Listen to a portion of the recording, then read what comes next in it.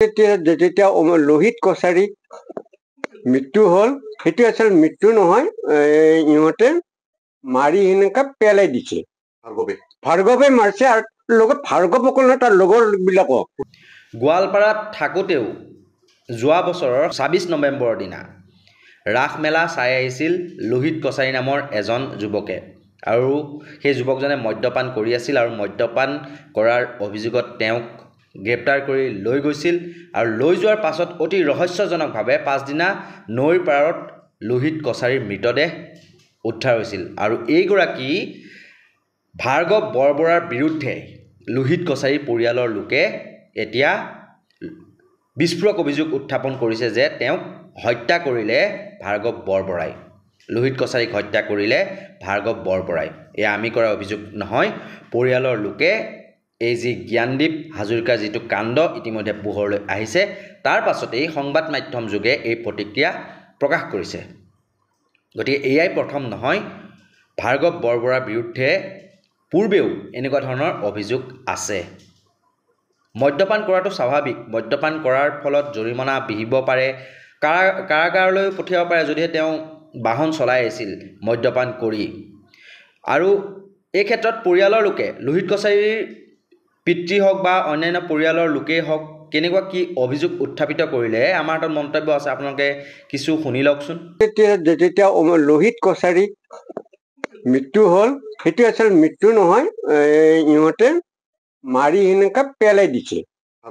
ভাৰ্গৱে মাৰিছে আৰু লগত ভাৰ্গৱ অকল তাৰ লগৰ বিলাকক মিলিজুলি পুৰা পুলিচ ষ্টাফে মিলিজুলি মাৰি সেনেকা পেলাই দিছে।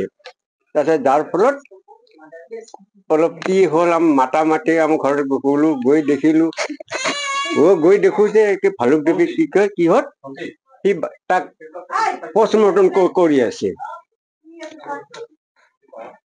আচলতে তেনেকুৱা অফিচাৰ হোৱাটো আৰু কিমান বা কৰিব, আৰু বা ক'ত কৰি আছে, তেনেকুৱা অফিচাৰক ৰখাটো আমাৰ মাননীয় মুখ্যমন্ত্ৰী হিমন্ত বিশ্ব শৰ্মালৈ মই প্ৰাৰ্থনা কৰো, তেনেকুৱা অফিচাৰ ৰখাটো নৰখাই ভাল।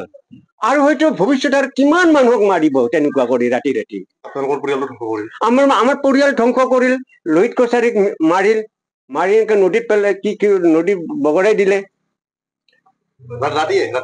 ৰাতিয়ে বগৰাই দিছে মাৰি।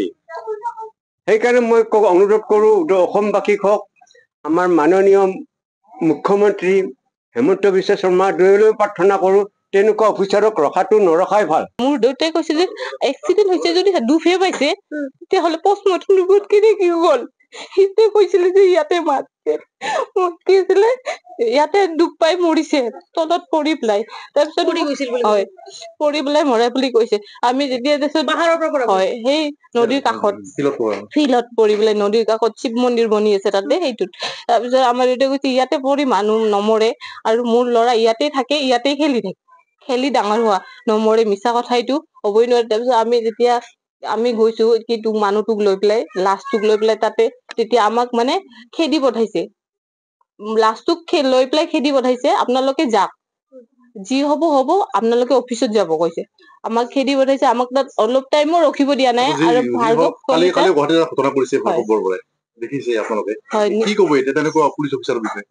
সেনেকুৱা পুলিচ অফিচাৰ আমাক নালাগে, আৰু ইয়াৰ ওপৰত জেল হ'ব লাগে, সঠিক একচন ল'ব লাগে, আমি সেইটোৱে বিচাৰো। আৰু মই আজি যে এইটো কাম কৰিছে বেলেগৰ ল'ৰা, মোৰ দাদাকো কৰিছে, আজি বেলেগক কৰিছে, আকৌ বেলেগক কৰিব, নিশ্চয় কৰিব সেনেকুৱা পুলিচ মানুহ থাকিলে।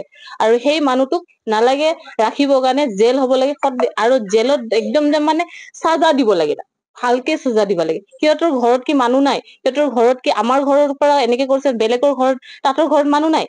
তাহাঁতৰ ঘৰত যদি কোনোবা কৰে তেতিয়া কেনেকে হ'ব? তাতে কি একচন ল'ব? আমি দুখীয়া মানুহ, আমি একচন ল'ব নোৱাৰো।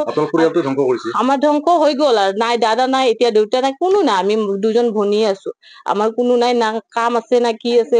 ইমান আমাক কৈছিলে যে কাম দিম, অমুক দিম, এইবিলাক একো নাই দিয়া, মিছা, চব ধ্বংস কৰি গুচি গ'ল সি। আৰু বেছি দিনো নাথাকিলে তাতে তাক ট্ৰেন্সফাৰ কৰি দিল। কিয়? যদি আপোনালোকে ভুলে কৰা নাই, কিয় ট্ৰেন্সফাৰ কৰি দিলে? ইয়াৰ পৰা ট্ৰেন্সফাৰ কৰিব নালাগিছিল, ইয়াতে ৰাখিব লাগিছিলে।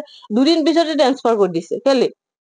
নিশ্চয়কৈ জনহিত জনসেৱাৰ্থে যিটো শ্লোগান, সেই শ্লোগানটো লৈ আৰক্ষীৰ পোছাক পিন্ধি থকা এছাম আৰক্ষীৰ যি বৰ্বৰতা নৃশংসতা তাৰ বাবেই সমগ্ৰ আৰক্ষী বিভাগটোৰে বদনাম হোৱা নাইনে? মই সকলোকে বেয়া বুলি কোৱা নাই। বহুত সৎ নিষ্ঠাৱান আৰক্ষী বিষয়া আছে, বহু সৎ নিষ্ঠাৱান APS আছে বা IPS আছে, যিসকলে আইনৰ গণ্ডিৰ ভিতৰত থাকি তেওঁলোকে নিজৰ দায়িত্ব সুকলমে পালন কৰি জাগ্ৰত প্ৰহৰী হিচাপে জনসাধাৰণক সেৱা কৰি আছে বা জনহিত জনসেৱাৰ্থে তেওঁলোকে নিজকে উৎসৰ্গা কৰিছে বা ৰাইজৰ সেৱাৰ বাবে তেওঁলোকে অহৰহ যি প্ৰচেষ্টা সেয়া চলাই আছে। কিন্তু তাৰ বিপৰীতে এছাম এনেকুৱা ধৰণৰ সিংহমৰূপী আৰক্ষীৰ পোছাকযোৰ গাত পিন্ধিলেই একদম বলৱন্ত হৈ পৰা, কোনো নিৰীহ লোকক চিনি নোপোৱা, নিৰীহৰ ওপৰত অসুৰ বা বাঘে জঁপিয়াই পৰি শাস্তি বিহা এছাম আৰক্ষীৰ বাবেই আজি জনহিত জনসেৱাৰ্থে যিটো ষ্টিকাৰ লাগি আছে অসম আৰক্ষী আজি বদনামত পৰিছে। গতিকে নিশ্চয়কৈ সংস্কাৰৰ প্ৰয়োজন আছে। এইসকল আৰক্ষী বিষয়াৰ বিৰুদ্ধে বিহিত ব্যৱস্থা গ্ৰহণ কৰি, যিহেতু আৰক্ষীৰো এখন অনুশাসন আইন আছে, সেই আইনৰ গণ্ডিৰ ভিতৰত আৰক্ষীয়ে নিজাববীয়াকৈ ব্যৱস্থা নকৰিলে ৰাইজ আৰু আৰক্ষীৰ মাজত থকা যিটো সম্পৰ্ক বা ৰাইজৰ আৰক্ষীৰ প্ৰতি থকা যিটো বিশ্বাস, সেই বিশ্বাস নিশ্চয়কৈ নাইকিয়া হৈ যাব। গতিকে সময় থাকোঁতে কিছু সংশোধনৰ প্ৰয়োজন আহি পৰিছে আৰক্ষীৰ ভিতৰচোৱাত বা বিভাগত। কাৰণ এটা দুটা ঘটনাই নহয়। কালি আৰক্ষীৰ এজন জোৱান ভাস্কৰ গগৈয়ে যি নাজিৰা সমষ্টি নাজিৰাত অইলৰ যিটো সম্পদ যি এটা কাৰ্যালয় তাৰ সন্মুখত কেইজনমান সাংবাদিকক গুলীয়াবলৈ উদ্যত হৈছিল। তেওঁ বন্দুক ৰাইফলটো উলিয়াই গুলীয়াবলৈ উদ্যত হৈছিল। তাৰপিছত সাংবাদিকসকলেও উভতি ধৰিলে আৰু তাৰপিছতে তেওঁ সেও মানিলে। কিন্তু ইতিমধ্যে আটক কৰিছে যিগৰাকী ভাস্কৰ গগৈ নামৰ আৰক্ষী জোৱান, তেওঁক আটক কৰিছে সাংবাদিকে দিয়া এজাহাৰৰ ভিত্তিত।